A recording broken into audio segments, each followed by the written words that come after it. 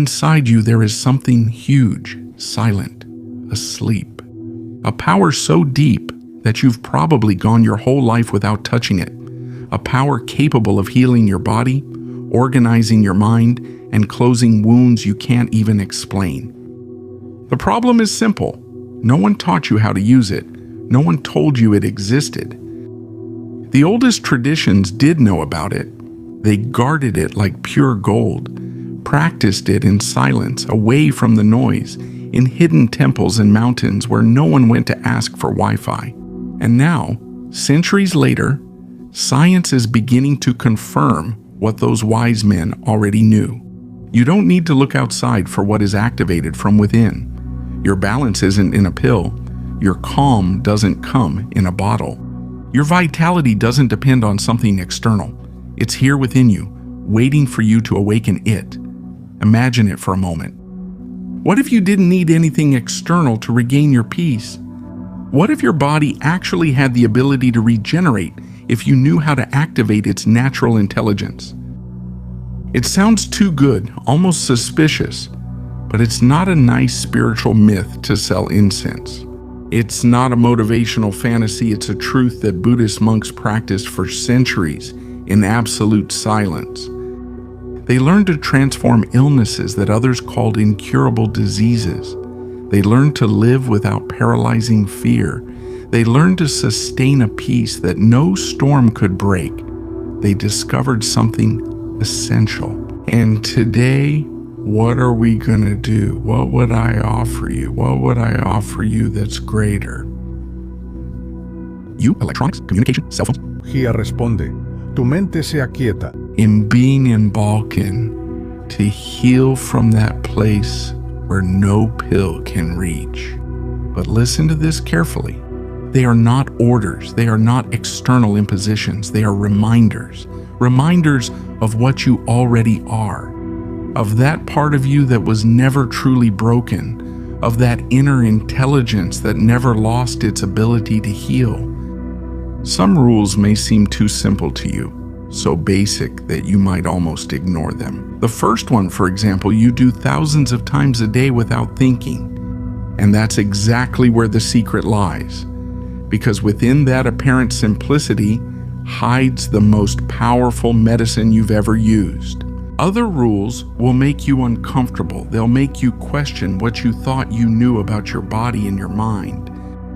And the tenth one is so profound that many teachers consider it the best kept secret of all spiritual healing. Now tell me something. Did you know that the key to your inner power is hidden in something so ordinary that you do it thousands of times a day without even realizing it? Breathing is the invisible bridge between your physical body and your deepest dimension. Each inhalation is life coming in, each exhalation is release. But here's the modern problem. We breathe automatically like machines without awareness, without intention, and in that mechanical gesture, we are ignoring an ancient medicine that has always been available. The monks understood it centuries ago, and now science, with a surprised look, is starting to confirm the same thing. To breathe, but to really do it, with intention and with presence. When you breathe like this, you activate and decrease the following nervous system. Your blood pressure calms down, inflammation, which many people carry in silence, starts to decrease. Your mind accesses states of peace that used to seem like science fiction. And no, it's not cheap mysticism. Neuroscience has already confirmed it. Conscious breathing can literally change the way your brain works. It reconfigures your brain waves and takes you to states of coherence, where your biology starts to reorganize itself. There is an ancient practice called box breathing, used by both monks and warriors. Because when you're in the middle of chaos, you need more than just good intentions. It's simple, brutally simple. Inhale counting to 4, hold for 4, exhale for 4, stay empty for another 4. That cycle creates an almost mathematical balance in your nervous system. The mind stops racing, the body remembers what it feels like to be at peace. That's why this is the first rule. It's the foundation for everything else. When you breathe with full presence, something changes. Your mind, it stops obsessively traveling to the past that you can no longer edit into the future that doesn't exist yet. It returns to the only place where healing is possible, the now. And here comes the second rule. It's uncomfortable because it dismantles a comfortable lie. Your thoughts create your reality. It's a motivational quote, a deep principle. Every thought is a seed. You plant it consciously or unconsciously. If you plant fear, anxiety will grow. If you repeat doubts, insecurity will blossom. But if you choose love, peace will appear. If you choose confidence, abundance will begin to open up. Most people live planting mental poison without realizing it. Constant self-criticism, catastrophic scenarios, destructive comparisons, and then they wonder why their life feels heavy, as if everything came from the outside. Buddhists explain it with a powerful image. Your mind is a garden. If you don't take care of it, weeds will grow on their own. Fear, resentment, doubt, relentless criticism. You don't need to make an effort for them to show up. They appear for free. What does require intention is cultivating what you want to grow. And this is where science comes in again. Positive thoughts aren't naivety to distract yourself. Naivety thoughts are chemistry. When you choose to focus on what works, on what's possible, on what you do have, your body responds. The immune system gets stronger, the heart enters coherence, and the cells activate repair processes that had been turned off. When your mind lives in negativity, what you think becomes biology. The practice is simple but not easy. The next time your inner voice says, "I'm not enough, I'll never make it," stop and respond to it firmly, but without violence. This is just a thought. I'm not this story.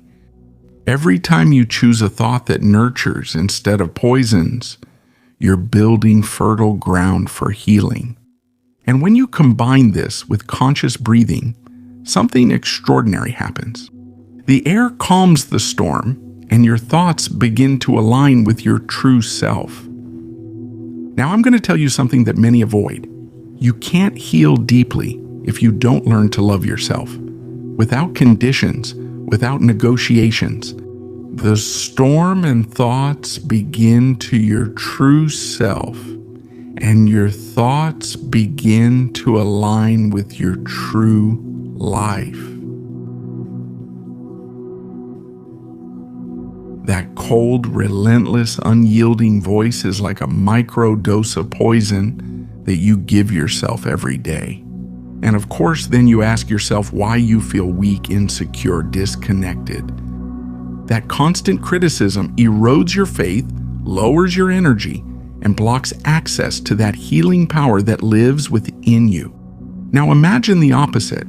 Imagine talking to yourself the way you would talk to a small child who is learning to walk and falls down. Would you yell at him, call him useless, tell him he'll never make it? Or would you help him up, wipe away his tears, and tell him, "It's okay, you're learning"? That tenderness applied to yourself is revolutionary. Buddhism explains it with an uncomfortable truth. A large part of human suffering comes from forgetting who we really are. Loving yourself is not about inflating your ego. It's not narcissism disguised as spirituality. It's recognizing that your worth doesn't depend on your mistakes, that your dignity is not negotiable, that you are greater than your shadows. It's understanding that your body is a living temple, that your mind deserves respect, that you deserve care, even when you fail.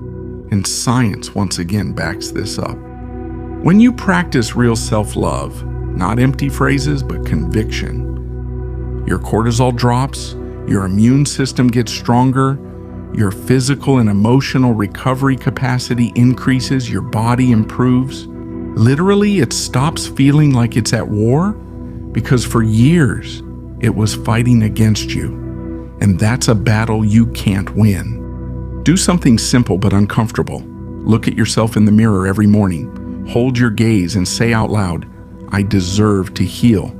I am worthy of love. I am learning to treat myself with kindness.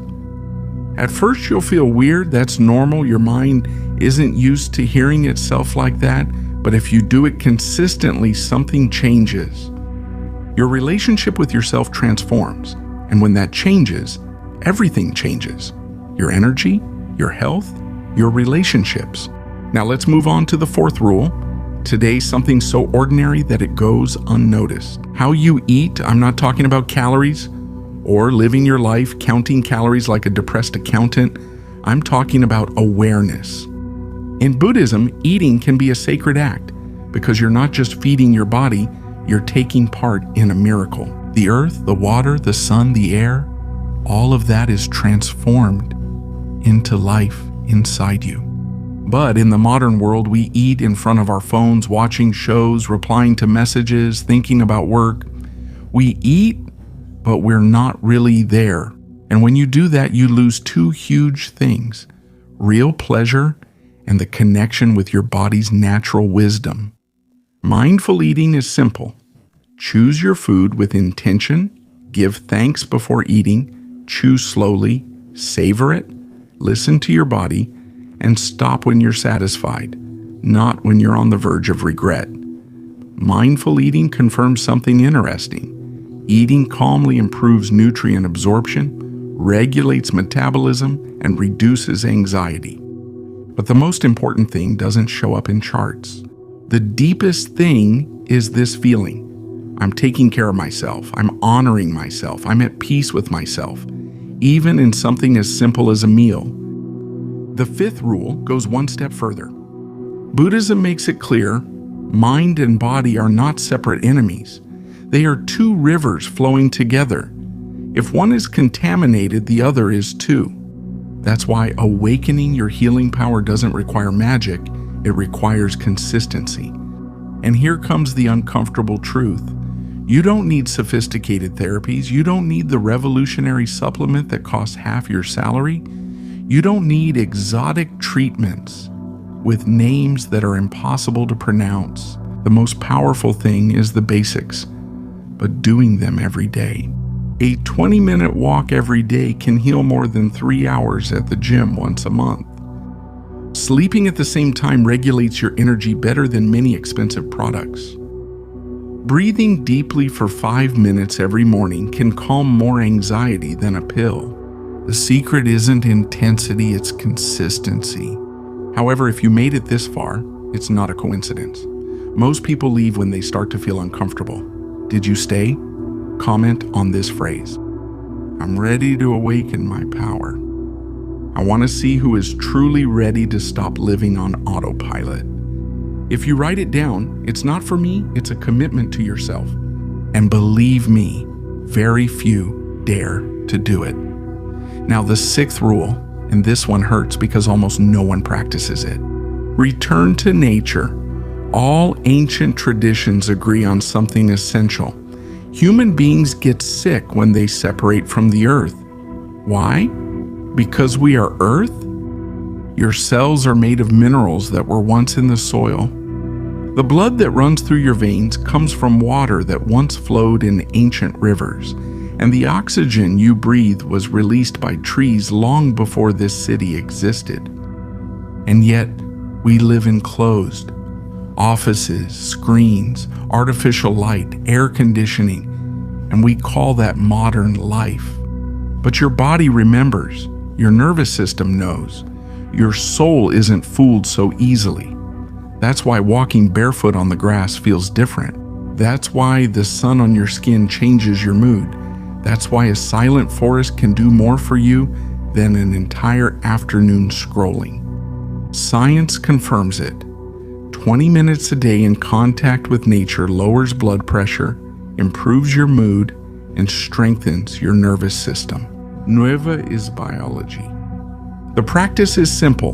Walk without rushing, look at the sky, listen to the birds, lean your back against a tree, breathe, and silently repeat, I am home. Because when you return to nature, you return to yourself. The seventh rule is simple to say but profound. When you live it, live in real gratitude, not an automatic thank you while looking at the clock. Talking about gratitude is easy, feeling it changes everything. Buddhism teaches that suffering grows when your attention becomes obsessed with what is missing. Gratitude breaks that spell. It reminds you that you are breathing, that your heart is still beating, that you have a roof over your head, that someone somewhere is thinking of you. People who practice gratitude sleep better, have less stress, and a stronger immune system. Before going to sleep, write down 3 things you are genuinely grateful for. 3. Do it for 21 days. At first, it's hard. Your mind is trained to detect problems, not blessings, but little by little, you're strengthening an inner muscle, one that opens your heart, one that reorganizes your perception, one that heals. These rules aren't just nice theory, they're practice. Your healing power isn't hidden somewhere else. It's waiting for you to claim it. It's in your breathing, in your thoughts, in how you treat yourself, in how you walk, in how you eat, or in how you give thanks. It's in every daily decision to love yourself a little more.